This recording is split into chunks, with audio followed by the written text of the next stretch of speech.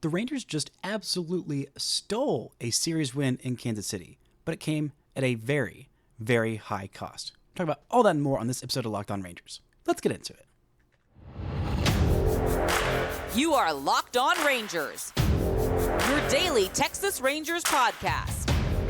Part of the Locked On Podcast Network, your team every day.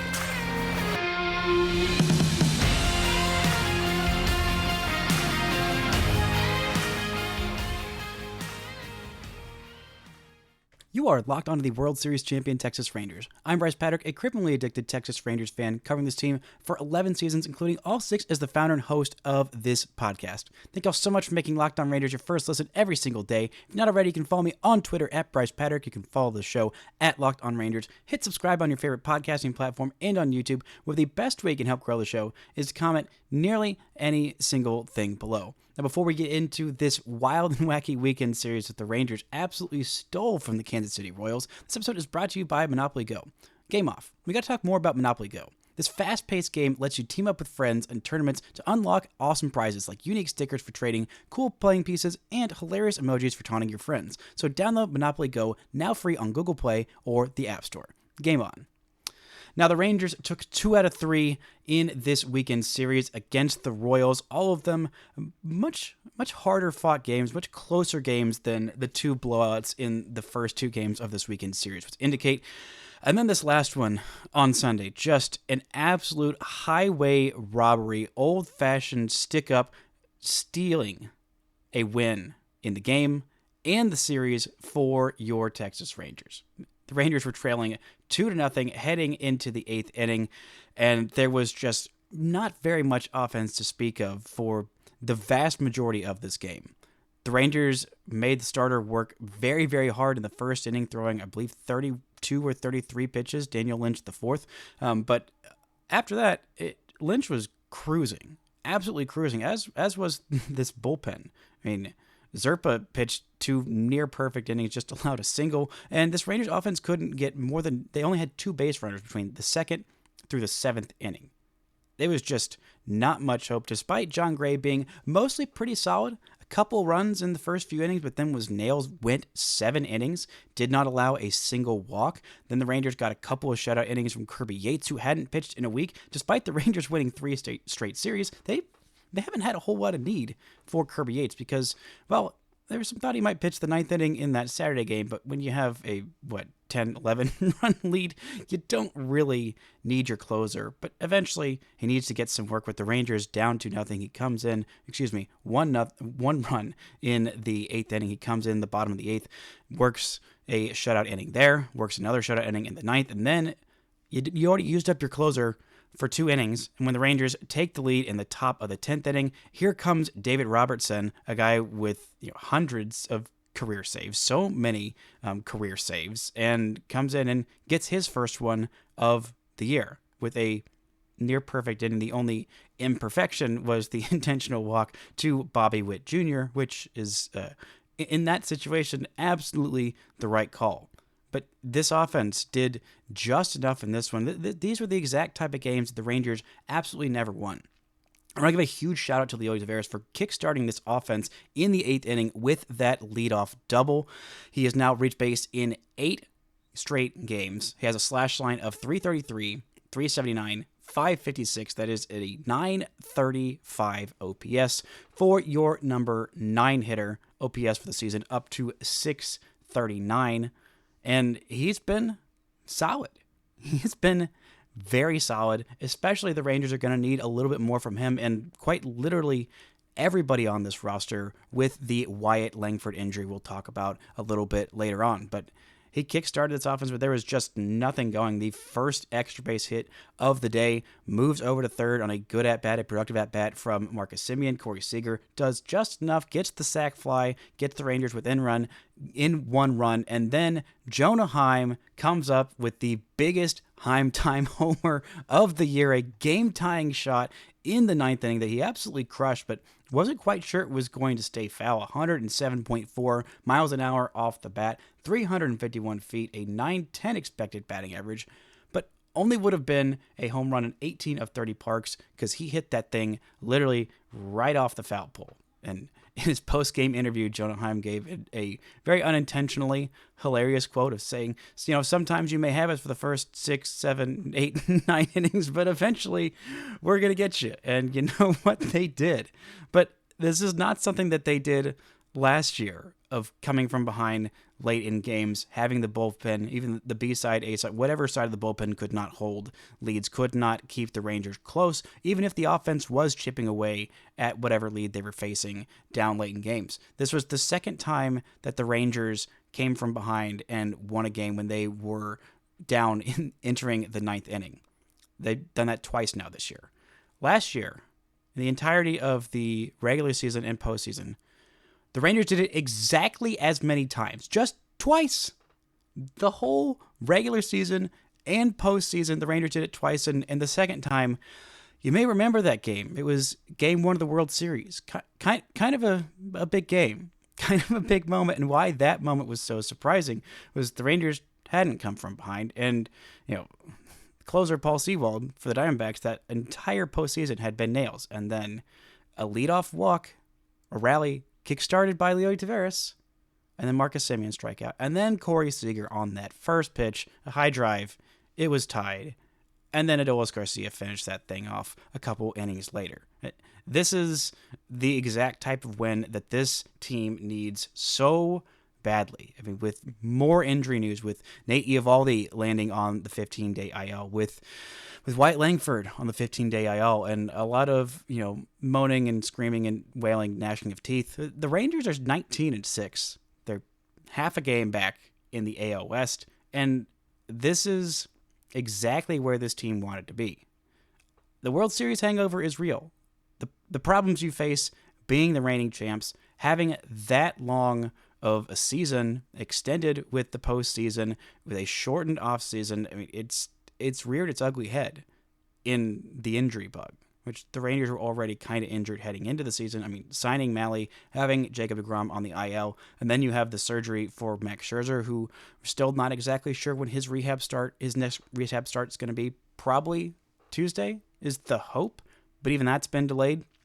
And then you have Nate Eovaldi on the IL. You had Nathaniel Lowe suffer an injury for the first time in his entire career. Not some new injury. It was during spring training, the oblique injury. He'd basically never been injured. And then you have the freak injury of Josh Young. You had Corey Seager, who seems like he's still very much dealing with the effects of that sports hernia surgery. I mean, his at-bats have been just honestly kind of brutal to watch this year. And, he's just not himself. He's starting to hit the ball a little harder, but even then, he's still striking out at a much higher rate than we're used to seeing. He's chasing pitches that he doesn't normally chase. He's just not quite look like himself. Semien has been okay. He's been consistent. He's been great defensively. Offensively, he's come up big in the clutch, but this team is still half a game out of the lead of the AL West. This is where they wanted to be. This is them surviving. This is them holding out for reinforcements, because reinforcements are on the way. Hopefully, they are coming. Hopefully, eventually, guys will stop getting injured. Hopefully, the Rangers won't have a new injury every series, because that's what it feels like at this point. I mean, it's just honestly insane. But they are doing the dang job, and they very much did the dang job on Saturday offensively. This offensive outburst was just amazing. It was incredible. It was just peak 2023 Rangers offense of just blooping it very often with runners in scoring position. This is a team that is, runners in scoring position is just a very fluctuating stat. This team was 7 for 14 with runners in scoring position in the Saturday blowout. 15 runs, 0 homers. That's a tough thing to do. It's a very tough thing to do, getting hits from everybody in the starting lineup outside of Wyatt Langford, who suffered the injury, the hamstring injury in this one. Everybody who played in this one outside of him and Kisner, who did not have a plate appearance, had a plate appearance. Same with Davis Wenzel. Neither of those two had a plate appearance, just coming in late. Outside of that, everybody had a hit. I believe everybody had an RBI as well. Actually, no, Heim did not, but he did reach base 4 times, scored 2 runs, a pair of hits for Jonah, a pair of walks for Jonah. His offense has been fantastic this year, not just that game-tying homer, but this is the offense we know. It's in there.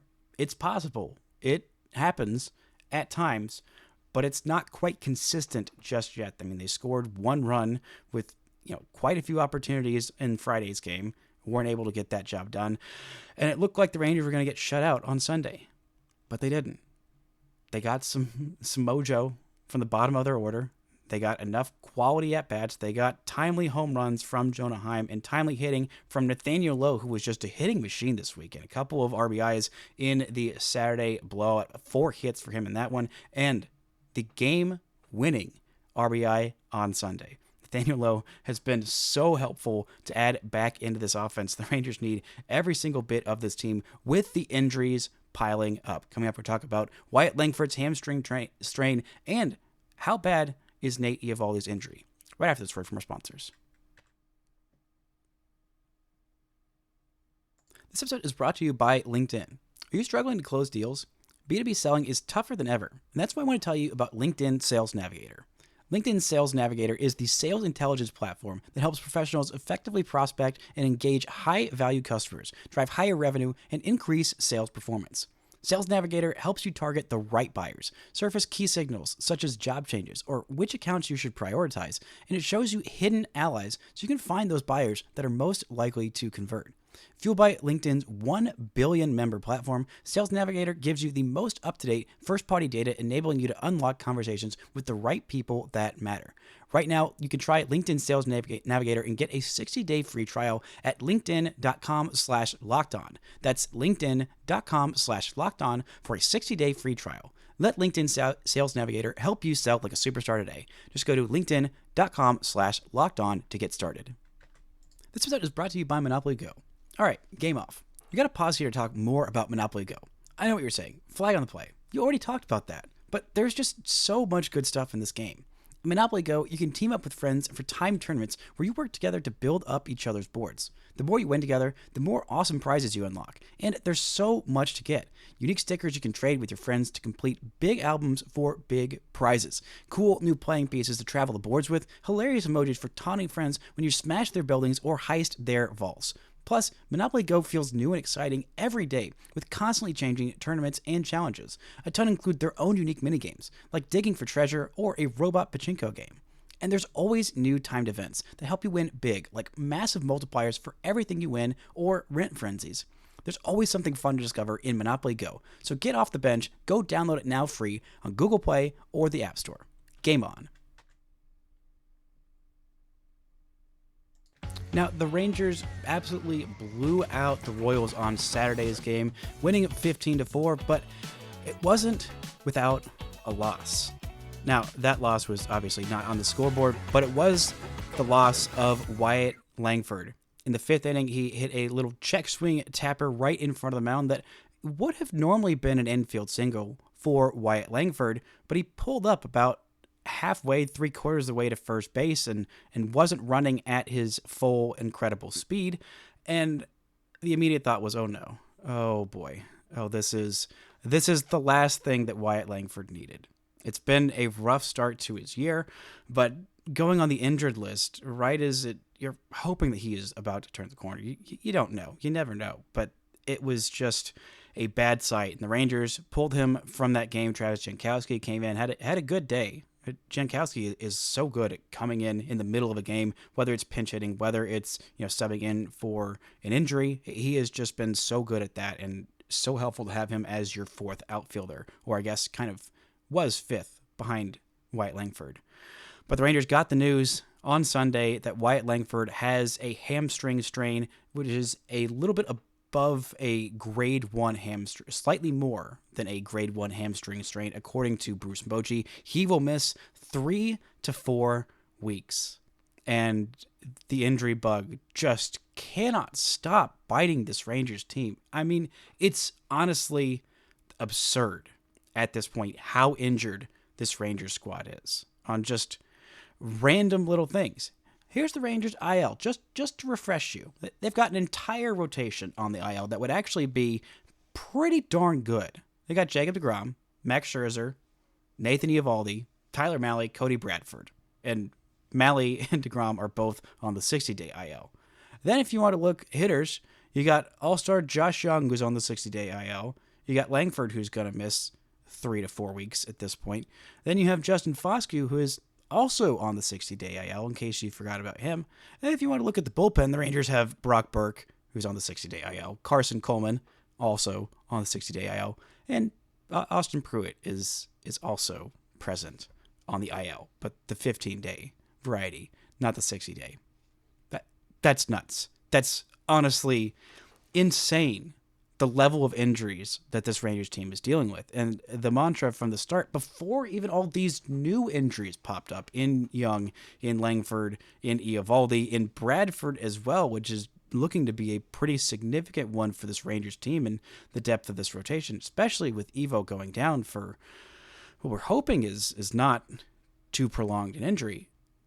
But the fact that this team is where it is, the mantra of staying above 500, keeping your head in the game, keep your place in the standings, within reach, while these guys who are great on the IL work their way back to health.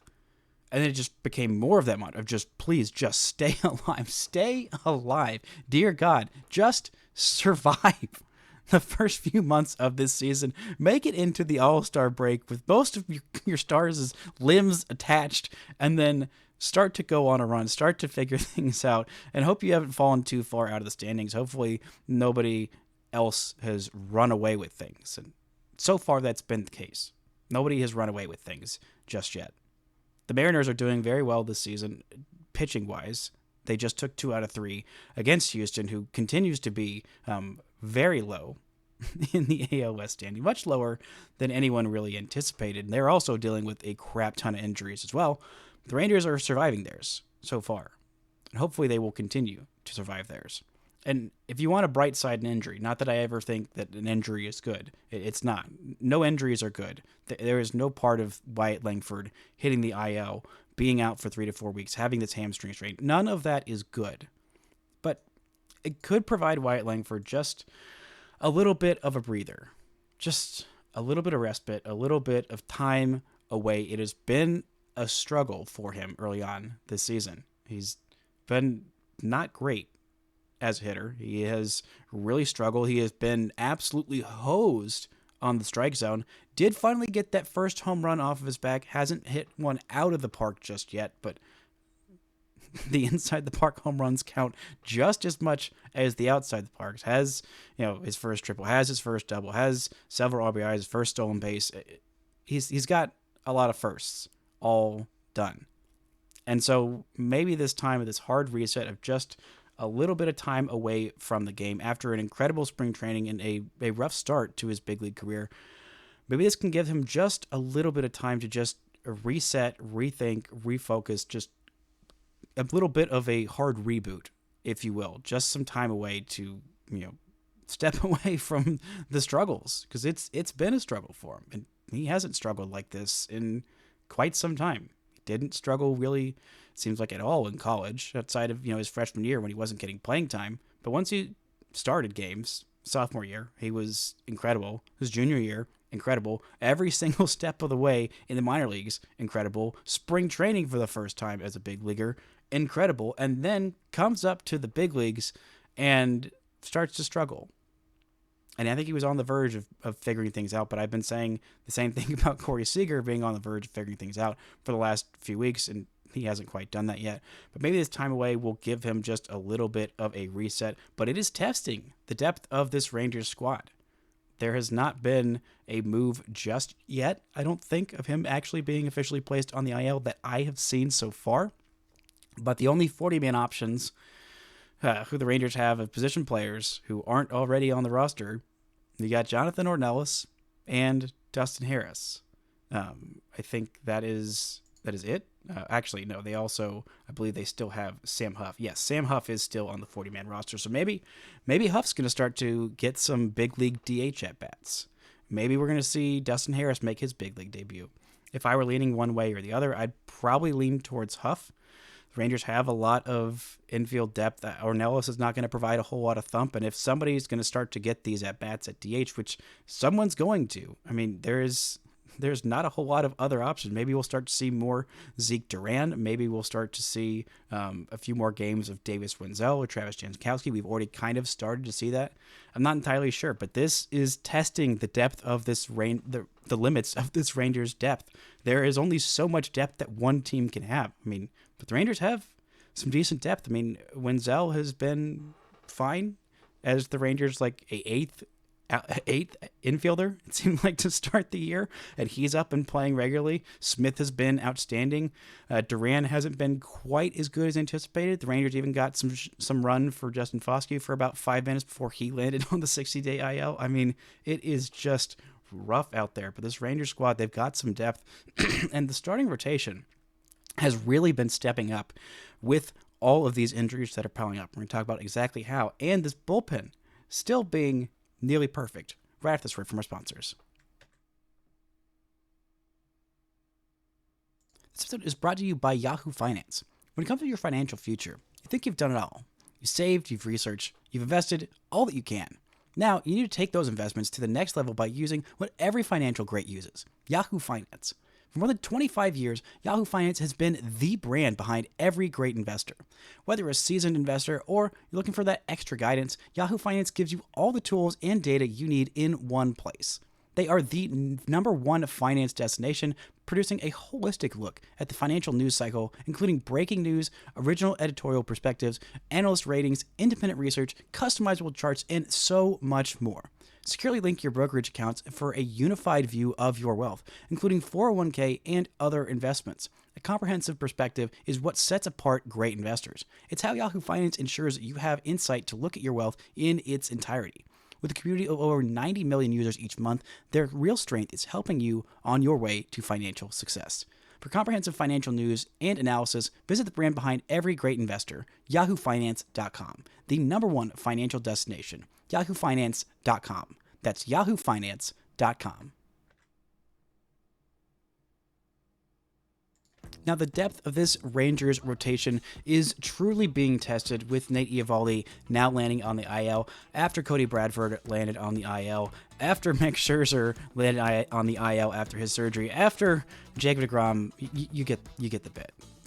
It's a lot of injuries, and Jon Gray has really stepped up for this Rangers rotation. Nate Eovaldi's injury, he's placed on the 15-day IL on Friday with a right groin strain, and he is going to go see some specialist. The Rangers have not specified who. Not that I know exactly the most groin specialists in New York, but he is flying to New York to get an opinion on his groin strain to make sure that it's not anything worse than just the groin strain. Make sure it's not a sports hernia, which, in case you forgot, that's the thing that Corey Seager has been dealing with all year. Got surgery for in January, missed almost the entirety of spring training, and still isn't quite right from.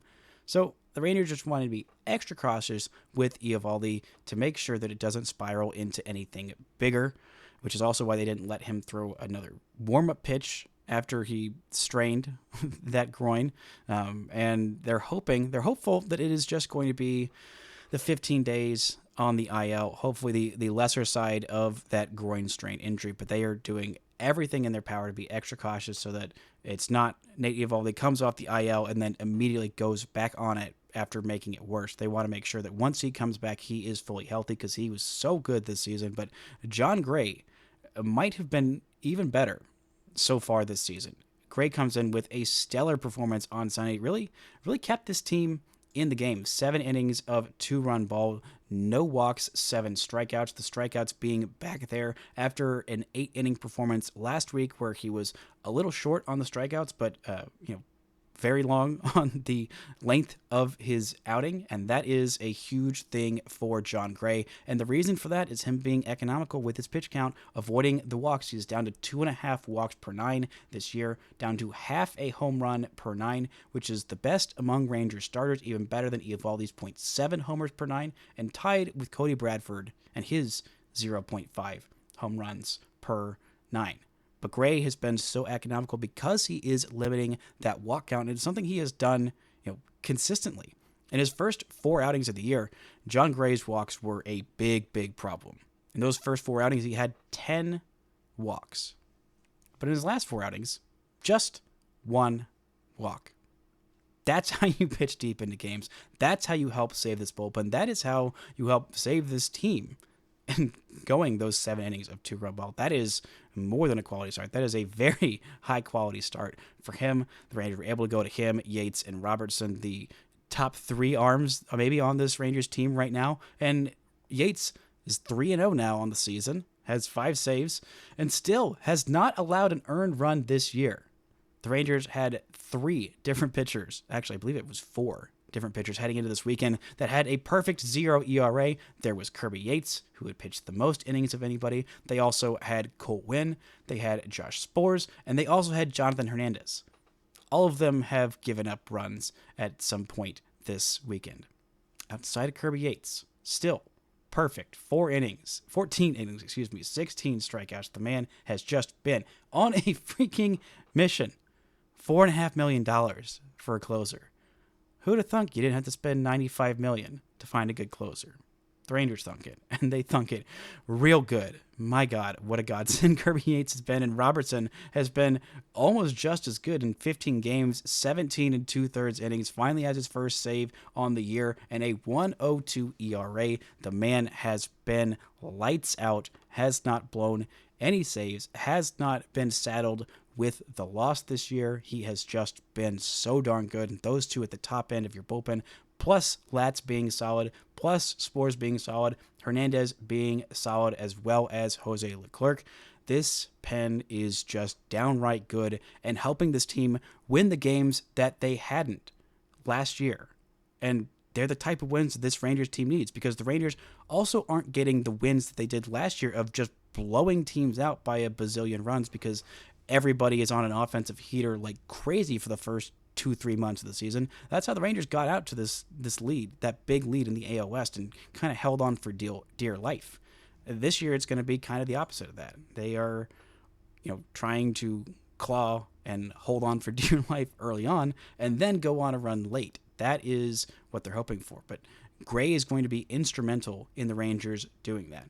He was getting so many swings and misses with his slider. 13 whiffs on just the slider in this Sunday game. That is a 62% whiff rate. 21 swings, 13 whiffs on that slider. Got some swings and misses on the fastball, 1 swing and miss on the changeup. 17 whiffs in 99 pitches.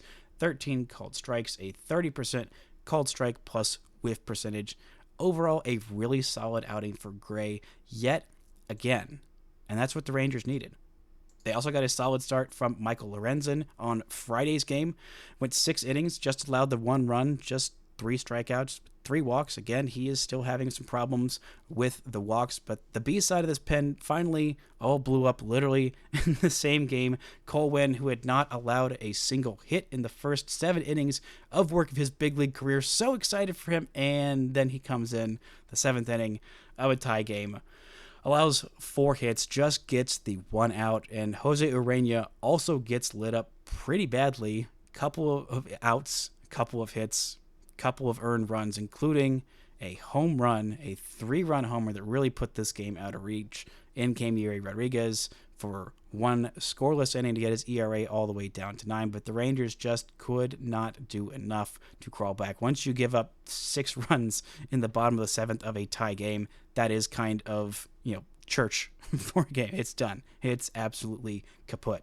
But overall, the A side of this Rangers bullpen has been so darn solid. The B side has been fine. There will be some revolving pieces, and I didn't expect that Cole Winn would, never ever give up a hit in his big league career. For all of them to come at the same time, it's a little bit of a rough moment for him. But I'm still a believer that Cole Winn is a valuable reliever at the big league level, and probably is going to do that.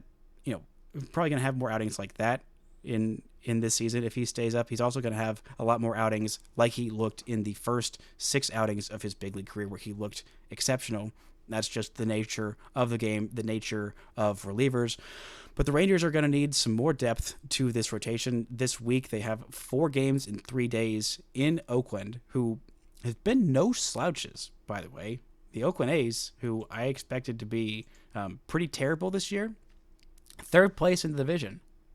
Last place in the division is a two-way tie between the Houston Astros and Los Angeles Angels, both 7 games behind the Mariners at 12-22, but the Oakland A's, until the Sunday loss, they were at 500.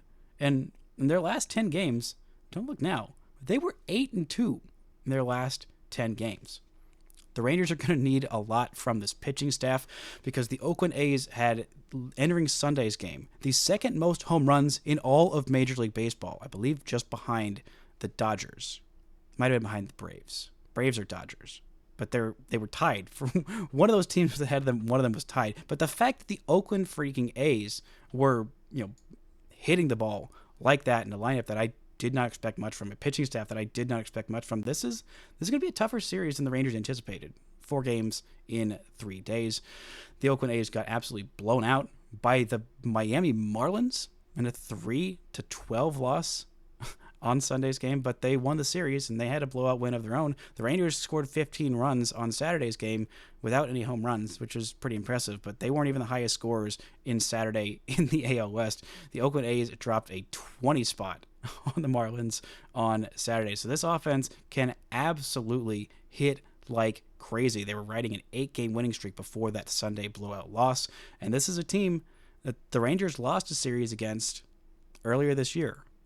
This is a team that can hit much better than expected. This is a team with a dominant bullpen. An absolutely disgustingly good bullpen in Mason Miller, who's chucking up 103. And the rotation's not as terrible as I anticipated it being early on in the season. And they've got some guys that are hitting like crazy. Shea Langeliers are started hitting home runs against teams that are not the Rangers. Thankfully, the Rangers aren't in Arlington. Otherwise, I'd say intentionally walk Shea Langeliers every single time. But hopefully in Oakland, it won't be as bad. But I mean, they've got Brent Rooker, who's got 8 home runs on the year. They've got Abraham Toro's got 3 home runs. Tyler Nevin with 4 home runs. Zach Geloff had 3 home runs before he got placed on the IL. This is a team that the Rangers cannot afford to take lightly. This has turned into a much tougher road trip than the Rangers anticipated at the start of the season.